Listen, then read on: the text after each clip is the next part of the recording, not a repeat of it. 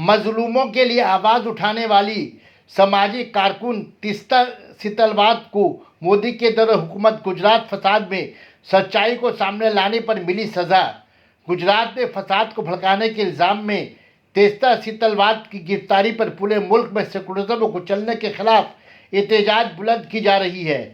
Iran society में इतवार के रोज़ सोशल सोसाइटी के ज़रिए एहतमाम कन्वीनर नासिर अहमद की क़यादत में सोशल एक्टिविस्ट और दानिशवरान कोलकाता की तीस्ता सीतलवाद की गिरफ्तारी पर मुज़म्मती मीटिंग की गई, जिसमें प्रोफेसर रतन खुशनवीश, सोशल एक्टिविस्ट अनवर प्रेमी, एडवोकेट जावेद यूसुफ, महाराज नित्यानंद रामकृष्ण मिशन सेक्रेटरी जमात इस्लामी हिंद मगरबी बंगाल मोहम्मद अनवर रफ़ीक, डॉक्टर फवाद हलीम ने अपनी तकरीर में मरकजी बीजेपी हुकूमत को निशाना बनाया।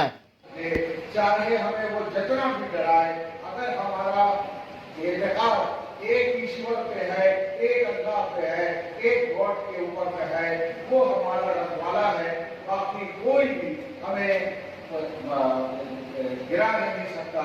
हजरत मूसा अलैहिस्सलाम जी का अभी तस्करा भी आया, वो अकेले आदमी और हजरत हारून अलैहिस्सलाम फिरौन के दरबार में, जो उसका पूरा दरबार था, वहाँ गए और उन्होंने वो दावत पेश किया जो बड़े बड़े ग्रुप्स नहीं कर सकते थे। तो ये के लिए बहुत बड़ी चीज़ है, और इसके लिए जिस काम के लिए, जिस ख्यालात को लेकर के, जिस उम्मीद को लेकर के हम लोग यहाँ पे इकट्ठा हुए हैं, इसको हम ख़त्म ना होने दें, बल्कि इसको बढ़ाएं। मुसलमानों के अंदर में खासतौर से मुसलमानों का इसलिए जिक्र करना चाहते हैं कि हम सोए पड़े हैं और हर चीज़ जो एतराफ़ पे है हमारे, उससे बेअसर कोई असर नहीं लेते हैं। ये हमारे लिए बहुत खतरनाक है।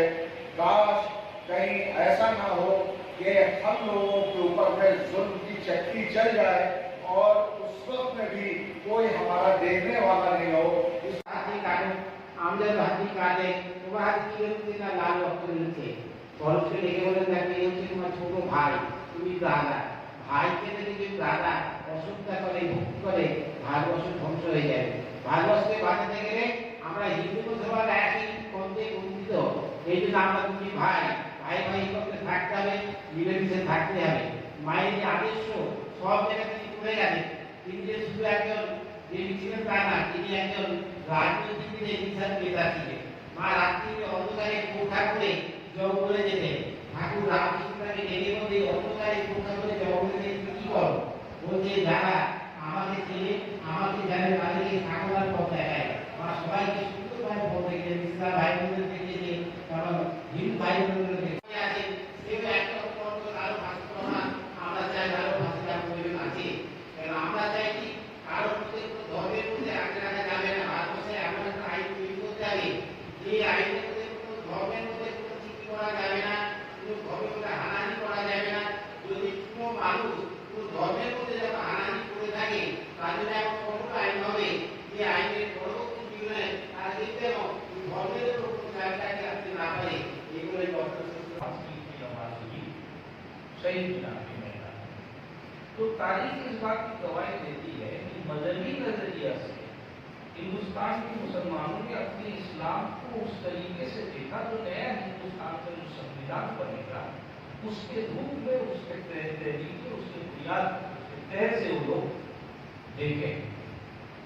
आज इसके ऊपर हमला हो रहा है, और इस हमला के ऊपर अगर हमें नजरियाती तौर पर अगर लड़ाई करना है, तो हिंदुस्तान के संविधान के बुनियाद में जो सेकुलरिज्म है, उसमें हिंदू मजहब की नजरियाती सोच है, इस्लाम की नजरियाती सोच है, जो हमारे कॉन्स्टिट्यूशनल असेंबली थे उनके वाइस चेयरमैन, और ये जो सोच संबंधी जो बातचीत है, इसकी बुनियाद पर हिंदुस्तान के संविधान बना और सिखों को अपना मजहबी पहचान दिया। तो हमारा संविधान में सिखों का नजरियाती सोच है, वो भी है हमारा सेकुलरिज्म। तो ये जो सेकुलरिज्म का मामला है, इसको जिस तरीके से, जिस संजीदगी से सोच करके हमें अपने जिंदगी के हर पहलू में अमल करके इसको बचाने के लिए जो लड़ाई करना है, उस तरफ हमें तवज्जो देना है। और इस लड़ाई का एक बुनियादी जो सेनापति है वो तीसरा सिकल था, क्योंकि वो उस बुनियादी कॉन्स्टिट्यूशनल पॉइंट पर लड़ रही है कि हमारा संविधान धर्मनिरपेक्ष है, हमारा संविधान सेकुलर है, इसीलिए उसे जेल है।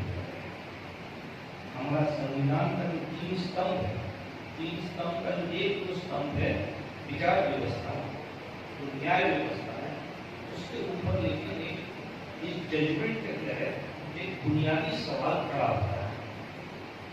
सुप्रीम कोर्ट ने एसआईटी बनाई, स्पेशल इन्वेस्टिगेशन टीम, जो गोधरा का मामला है, तमाम मामला को समेट करके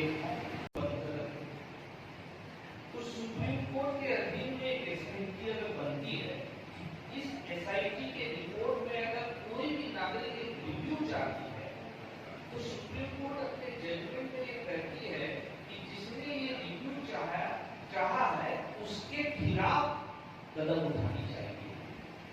ये पॉइंट ऑफ लॉ है जो हमारा संविधान का इतने सालों तक जो हमारा जो विचार व्यवस्था है, जो न्याय व्यवस्था है, ये नागरिक एक रिव्यू चाह सकता है, किसी अदना इंसान से नहीं, सुप्रीम कोर्ट से ही रिव्यू चाहा जाता है। और ये बुनियादी स्तर पर जिस तरीके से इंतजाम चल रही है हिंदुस्तान में, वो इंतजाम इस दिशा में जा रही, इस तरफ रुख मोड़ रही है, इस तरफ भी नजर देना जरूरी है। तब लड़ाई की जो गहराई है उसको समझ में आएगा, एक एहसास होना चाहिए। आज हॉल में लोग कम है, मैं समझता हूँ ये भी एक प्रॉब्लम है और इस प्रॉब्लम को एड्रेस करना जरूरी है, क्योंकि लड़ाई का गहराई को समझना है और लोगों तक पहुंचाना है, तब जाकर के लड़ाई को लड़ करके हम जीत पाएंगे। सभी चीज को समझे आप लोग कदम उठाए हैं, ज्यादा करते हैं और संग्रामी अभिनंदन देते हैं। ये काम करने के लिए बहुत कम लोग आगे बढ़े।